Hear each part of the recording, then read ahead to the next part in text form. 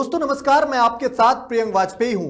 पिछले कुछ सालों के अंदर ही सीएम योगी आदित्यनाथ की छवि लगातार देश के सबसे ताकतवर नेता के तौर पर उभरती जा रही है।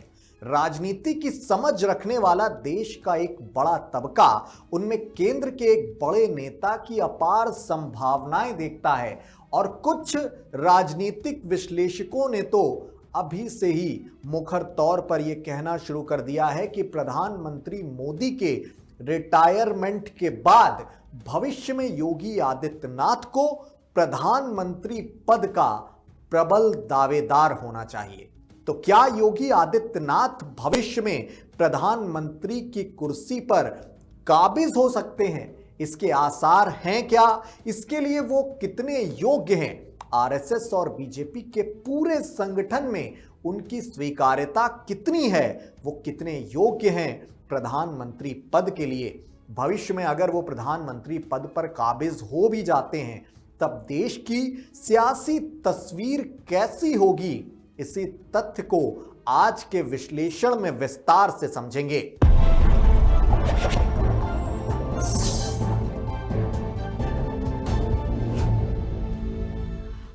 क्या योगी आदित्यनाथ भारत के अगले प्रधानमंत्री बन सकते हैं? क्या 2029 या उसके बाद देश को एक योगी प्रधानमंत्री देखने को मिल सकता है? यह बड़ा सवाल है। कुछ लोग उन्हें नरेंद्र मोदी का स्वाभाविक उत्तराधिकारी मानते हैं तो कुछ लोग कहते हैं कि उनकी छवि बहुत ज्यादा कट्टर है। आज के विश्लेषण में हम भावनाओं या अफवाहों के आधार पर नहीं बल्कि तथ्यों, आंकड़ों, चुनावी नतीजों, संगठनात्मक राजनीति और जमीनी हकीकत के आधार पर यह समझने की कोशिश करेंगे। आज आपको बताएंगे कि योगी आदित्यनाथ की पृष्ठभूमि क्या है, उनकी ताकत और उपलब्धियां क्या हैं, उनकी लोकप्रियता कितनी है, उनके खिलाफ क्या क्या विरोध और आलोचनाएं हैं, भाजपा और आरएसएस के भीतर की उनको लेकर स्थिति क्या है और क्या वो वाकई प्रधानमंत्री बन सकते हैं। इन सारे तथ्यों का आज खुलासा करेंगे। सबसे पहले आपको योगी आदित्यनाथ की पृष्ठभूमि समझाते हैं। उनका असली नाम अजय सिंह बिष्ट है। जन्म उनका 5 जून 1972 को उत्तराखंड के पौड़ी गढ़वाल जिले के एक साधारण राजपूत परिवार में हुआ था। पिता वन विभाग में कर्मचारी हैं, माता गृहिणी हैं, 7 भाई बहन हैं। आर्थिक रूप से सामान्य परिवार था उनका। यानी योगी आदित्यनाथ किसी भी बड़े राजनीतिक या कारोबारी घराने से नहीं आते हैं। अब उनके संन्यास से राजनीति तक के सफर पर नजर डालते हैं। 90 के दशक में अजय सिंह बिष्ट ने घर छोड़ दिया और गोरखनाथ मठ पहुंचे थे वहीं वो महंत अवैधनाथ के शिष्य बने और आगे चलकर उन्होंने संन्यास ले लिया। संन्यास लेने के बाद उनका नाम पड़ा योगी आदित्यनाथ। 2004 में मात्र 32 साल की उम्र में वो गोरखपुर लोकसभा सीट से सांसद भी बन गए। इसके बाद की अगर बात की जाए तो साल 2004, 2009, 2014, 2019 लगातार 5 बार वो सांसद बनते चले आए। 2017 में जब भाजपा ने उत्तर प्रदेश में प्रचंड बहुमत हासिल किया तब योगी आदित्यनाथ को मुख्यमंत्री बनाया गया, तमाम दिग्गज नेताओं की सहमति के साथ। यह फैसला उस समय कई लोगों के लिए बहुत ज्यादा चौंकाने वाला था क्योंकि वो प्रशासनिक अनुभव के बिना ही मुख्यमंत्री पद पर काबिज हुए थे। योगी की सबसे बड़ी ताकत है कानून व्यवस्था में सुधार। आंकड़ों पर अगर नजर डालें तो 2017 से पहले उत्तर प्रदेश की स्थिति बड़ी दयनीय थी। उत्तर प्रदेश को अक्सर मिसाल दी जाती थी गुंडा राज, माफिया राज, अपहरण उद्योग और दंगा राजनीति के केंद्र के तौर पर। ऐसा उत्तर प्रदेश को लेकर लोग मिसाल देते थे। नेशनल क्राइम रिकॉर्ड्स ब्यूरो यानी कि एनसीआरबी के अगर हम पुराने आंकड़े उठाकर देखें तो उसके मुताबिक 2016 में कुल जो पंजीकृत अपराध थे योगी आदित्यनाथ के शपथ लेने से पहले, 2017 से पहले 2016 की बात है, कुल जो पंजीकृत अपराध थे 2.78 लाख से ज्यादा थे। हत्या के मामलों की बात की जाए तो सिर्फ साल 2016 में ही 4900 हत्या के मामले उत्तर प्रदेश में थे। दंगे एक साल के अंदर 800 से ज्यादा अलग अलग दंगों की खबरें भी आई थी। महिलाओं के खिलाफ अपराध की अगर बात की जाए तो वो भी लगातार तेजी से बढ़ते जा रहे थे। योगी सरकार के आने के बाद पुलिस को खुली छूट दे दी गई। तमाम नारे दिए गए योगी आदित्यनाथ सरकार की ओर से कि अपराधी या तो सुधर जाएंगे या तो उत्तर प्रदेश छोड़ देंगे। जीरो टॉलरेंस एक मुख्य तौर पर जिसे प्रोजेक्ट किया गया इस नारे को, उसके बाद जो अपराध में गिरावट की स्थिति है अब वो आपको बताते हैं। 2017 से 2024 तक के जो एनसीआरबी के डेटा है वो आप स्क्रीन पर देख रहे हैं। सरकारी और अलग अलग मीडिया रिपोर्ट्स के हवाले से तमाम आंकड़े हम आपको बता रहे हैं। कुल अपराध अब 1.5 लाख से भी नीचे आ चुके हैं। हत्या के मामलों की अगर बात की जाए तो लगभग 30% की कमी आ चुकी है। दंगों में बहुत चौंकाने वाला आंकड़ा है, 2017 से 24 तक के बीच में 50% से ज्यादा दंगों में गिरावट आ चुकी है। महिलाओं के खिलाफ अपराध में भी 25% तक कमी आ गई है, जिसे योगी आदित्यनाथ की कुशल नेतृत्व क्षमता से जोड़कर देखा जाता है।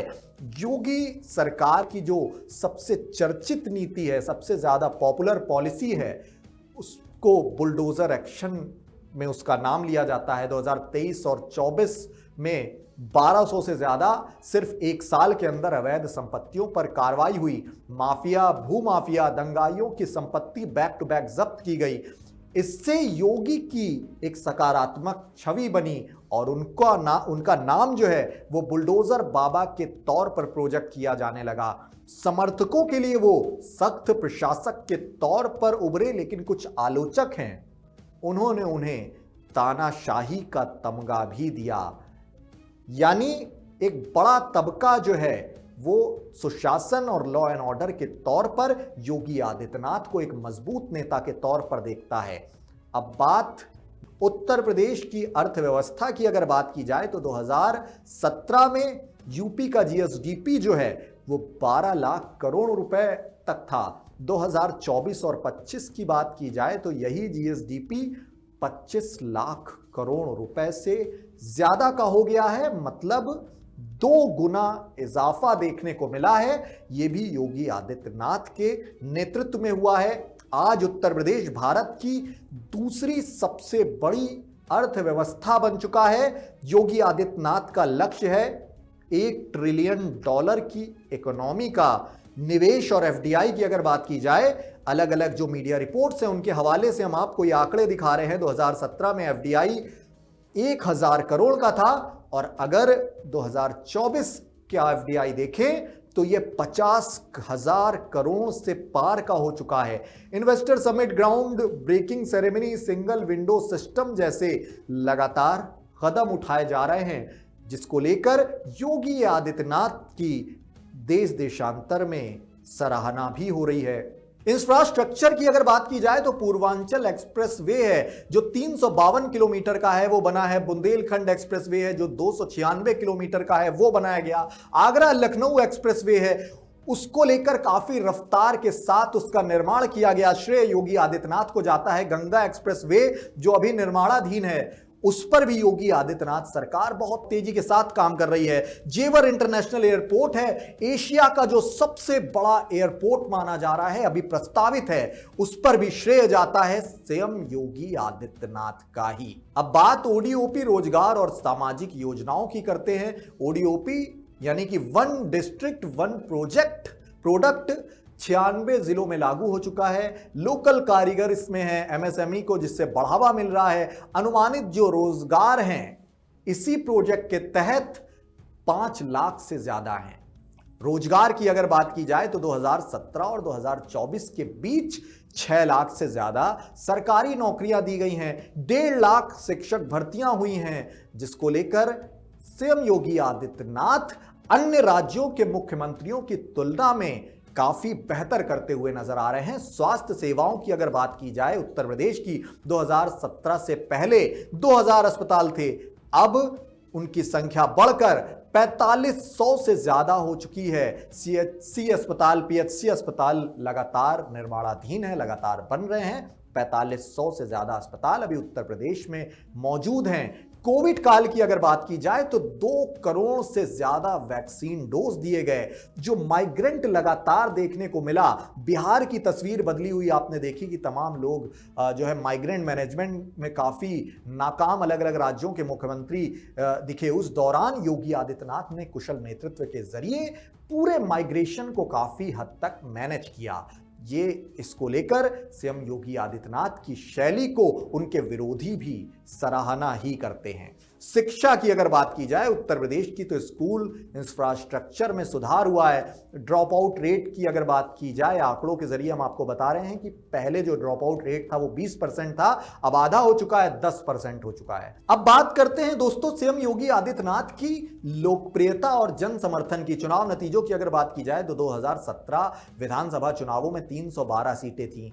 2022 के विधानसभा चुनावों की अगर बात की जाए तो उन्हें 255 सीटें मिली। यूपी में, उत्तर प्रदेश के अंदर जहां पर अलग अलग जातिगत समीकरण हैं, अलग अलग दल प्रभाव रखते हैं, वहां पर दोबारा सरकार बना के दिखा देना योगी आदित्यनाथ की ये ऐतिहासिक उपलब्धि मानी जा रही है। अलग अलग मीडिया हाउस के सर्वे की अगर बात करें, इंडिया टुडे का मूड ऑफ द नेशन जो सर्वे है, उसमें योगी आदित्यनाथ 36% पसंदीदा सीएम के तौर पर हैं। यूपी में उनका अप्रूवल जो है वो 70% से ज्यादा है। उनके आगे कोई नेता टिकता हुआ मौजूदा परिदृश्य में नजर नहीं आता है। सोशल मीडिया की अगर बात की जाए उनकी लोकप्रियता की, तो एक्स पर 2.5 करोड़ उनके फॉलोअर हैं। इंस्टाग्राम में 1 करोड़ के करीब उनके फॉलोअर हैं। और हिंदुत्व और सांस्कृतिक राजनीति की अगर बात की जाए तो उन्होंने उसमें भी पुरजोर तरीके से काम किया है। राम मंदिर आंदोलन की बात की जाए, काशी विश्वनाथ कॉरिडोर की बात की जाए, मथुरा का मुद्दा हो, धर्मांतरण कानून हो, लव जिहाद कानून हो, योगी की छवि जो है लगातार इन सब कानूनों के बाद एक कट्टर हिंदूवादी नेता के तौर पर उभरी है। इसलिए हिंदूवादी लोग उन्हें भविष्य में अपार संभावनाओं के तौर पर देखते हैं।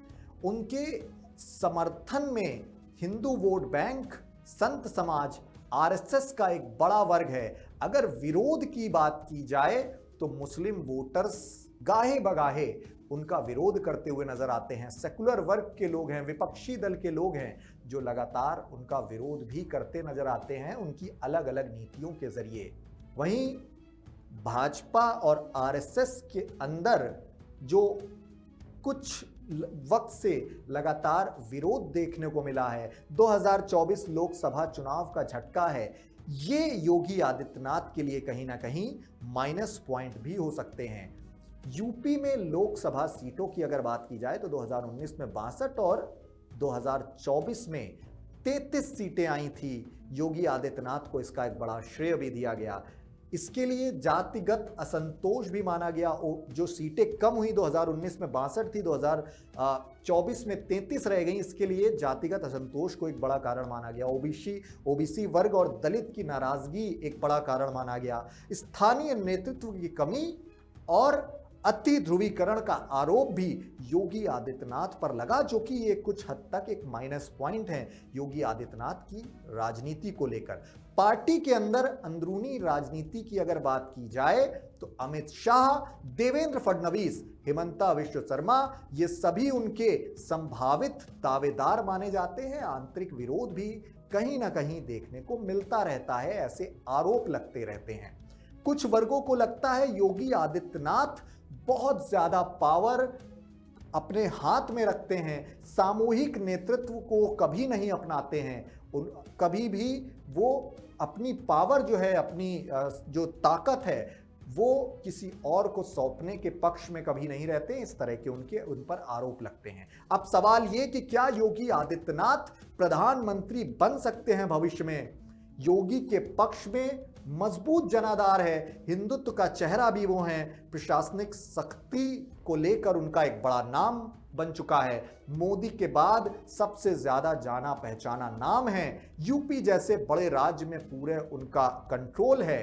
ये उनके समर्थन को लेकर अलग अलग तथ्य हैं। योगी के खिलाफ अगर बात की जाए, अगर कुछ समीकरण ऐसे बन सकते हैं तो फिर उनकी ध्रुवीकरण राजनीति आड़े आ सकती है। मुस्लिम वोट बैंक जो है वो शून्य के करीब है, कोई भी मुस्लिम वोटर्स उनके पास मौजूदा परिदृश्य में नहीं है। भाजपा के अंदर एक बड़ी प्रतिस्पर्धा देखने को मिल रही है। अंतरराष्ट्रीय छवि का सवाल भी उभर सकता है और 2024 का लोकसभा जो उत्तर प्रदेश में झटका है, ये सब माइनस पॉइंट है सीएम योगी आदित्यनाथ के, जो भविष्य में उनकी दावेदारी पर अड़ंगा भी लगा सकते हैं।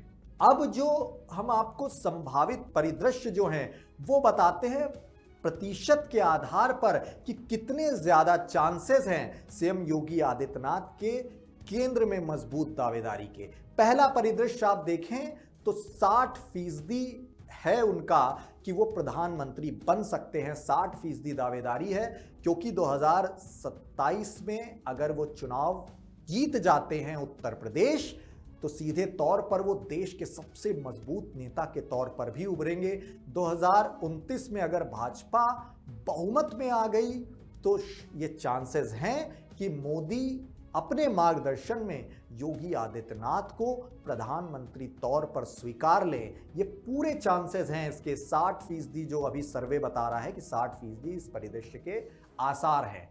एक दूसरा सिनेरियो भी बन सकता है न्यूट्रल केस में। 30% इसके आसार हैं कि योगी केंद्र में बड़े पद पर जाएं, गृह मंत्री या रक्षा मंत्री बन जाएं और उसके बाद उन्हें 2034 में मौका दिया जाए। ऐसा सिनेरियो बन सकता है। एक और सिनेरियो बन सकता है जिसके चांसेस केवल 10% ही हैं कि अगर उत्तर प्रदेश में वो हार गए तो फिर संगठन से उनकी दूरी बनती चली जाएगी और राज्य तक ही उनकी भूमिका सीमित कर दी जाएगी। इसके चांसेस केवल 10% हैं। यानी कि हमने आपको बताया कि 60% अभी चांसेस हैं कि केंद्र में योगी आदित्यनाथ एक मजबूत नेता के तौर पर उभरे हैं। वैसे दोस्तों एक बड़ा फैक्ट ये भी है कि योगी आदित्यनाथ आज सिर्फ उत्तर प्रदेश के मुख्यमंत्री नहीं है, वो एक विचारधारा, एक ब्रांड और एक राजनीतिक ध्रुव बन चुके हैं। क्या वो प्रधानमंत्री बनेंगे? इसका उत्तर यही है कि पूरी तरह से संभव है, लेकिन निश्चित नहीं है। इसको निश्चित तौर पर कहा भी नहीं जा सकता। यह निर्भर करेगा 2027 में उत्तर प्रदेश के चुनाव पर, भाजपा की आंतरिक राजनीति पर, मोदी के फैसलों पर और देश की राजनीतिक दिशा पर। खैर दोस्तों, योगी आदित्यनाथ का केंद्र के सबसे बड़े नेता के तौर पर उभरना तो भविष्य की गर्भ में है, लेकिन मौजूदा परिदृश्य में उनकी बेजोड़ ताकत ने यह तो साबित कर दिया है कि वो आज प्रधानमंत्री मोदी के बाद देश के सबसे लोकप्रिय और ताकतवर नेता के तौर पर उभरे हैं। और प्रबल संभावनाएं ये हैं कि 2029 के बाद उनकी केंद्र में भूमिका सबसे मजबूत नेता के तौर पर भी हो जाए। फिलहाल दोस्तों आज के विश्लेषण में इतना ही। जल्द फिर मिलता हूं आपके साथ किसी नए तथ्य का विश्लेषण लेकर। तब तक के लिए मुझे दीजिए इजाजत। मैं प्रियंक वाजपेयी हूं आपके साथ। शुक्रिया, नमस्कार।